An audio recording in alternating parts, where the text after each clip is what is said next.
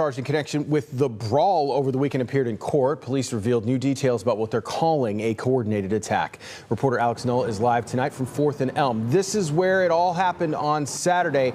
Alex, just walk us through the new information we learned today.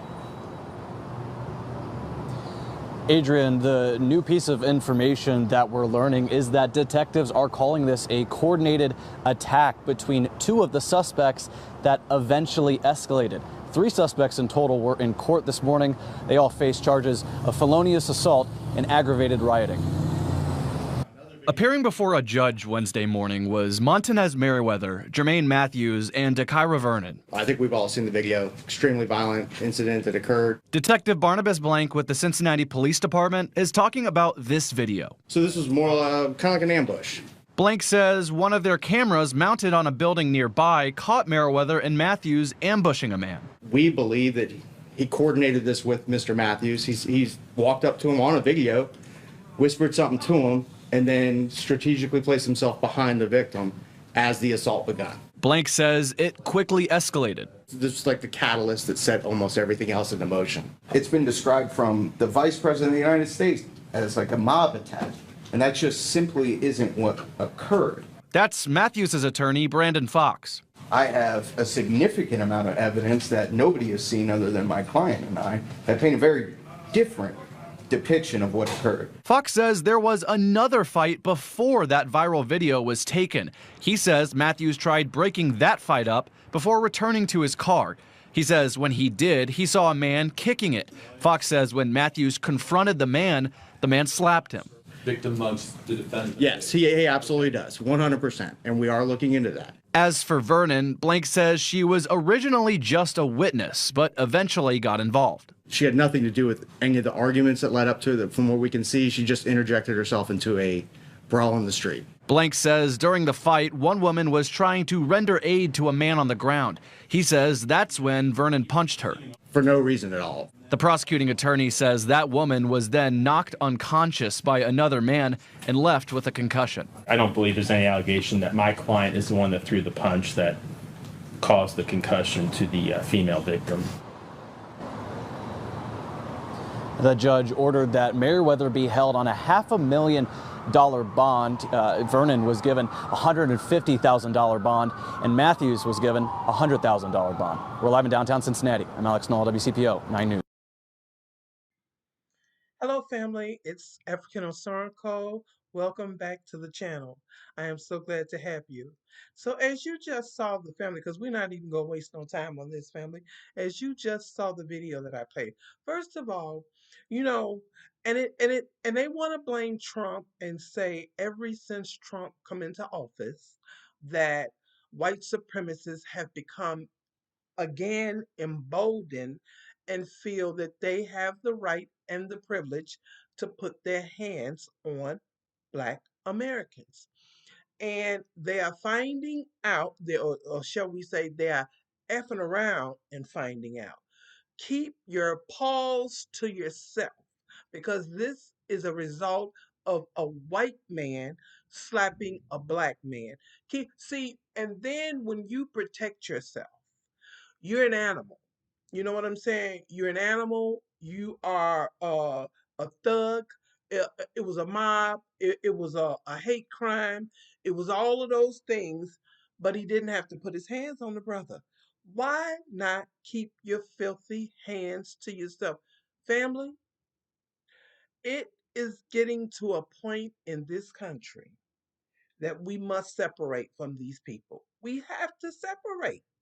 It is just imminent that we must separate from them because it is a dangerous situation. They do not believe that we should have autonomy. They do not believe that they should not be able to put their hands on us. They do not look. I'm not saying that the ass whoopings that they got, to that extent, maybe uh, could have been toned down a little bit. But what I am gonna say is, if you keep your hands to yourself, then you don't have to worry about somebody putting their hands on you. That's the same thing with Carmelo Anthony. The same exact thing over and over and over again in America. We are seeing where white America feels that they have the right to tell you to treat you like a child, to tell you to shut up, sit down, be quiet, go over there, don't move, don't talk, and to put their hands on you. See, they got to understand we're not back in the 1800s. We're not in the 1800s anymore. And because I'm going to tell you, if it was me and you put your hands on me, I'm going to defend myself as well.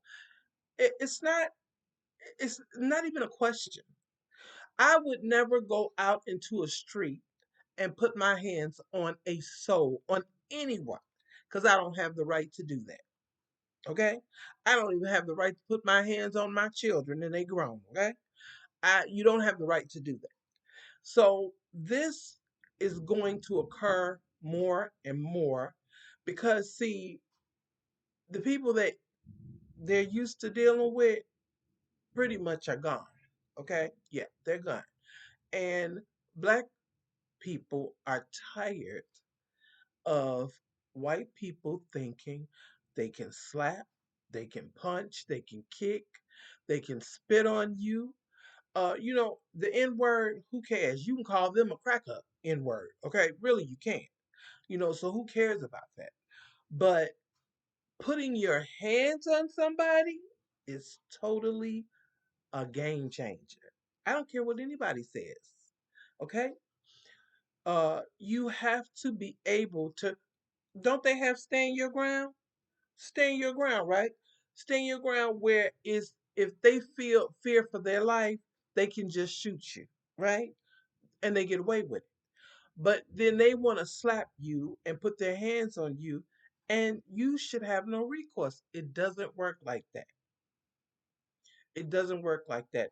Now with the female, I don't know. I don't know. Maybe you should have got your man, okay? Maybe you should have got Brad and kind of tried to check him so that the situation wouldn't have, expounded the way it did. But I'm just gonna say, white folks, keep your hands to yourselves. These are not the black folks from the 1800s. I want you to know that. And they're not going to allow you to chastise them like they're children. Keep your hands to yourself. Family, I thank you so much for watching the video. Please like, share, and subscribe. And if you're not, if to our subscribers, we love you. If you're not a subscriber, you need to subscribe. We need you in the family. We're all family. So feel free and join us. And if you like what you see, come back again. All right, family. Peace, love, and blessings. And remember, keep your hands to yourselves, white folks. All right. Take care. Bye bye.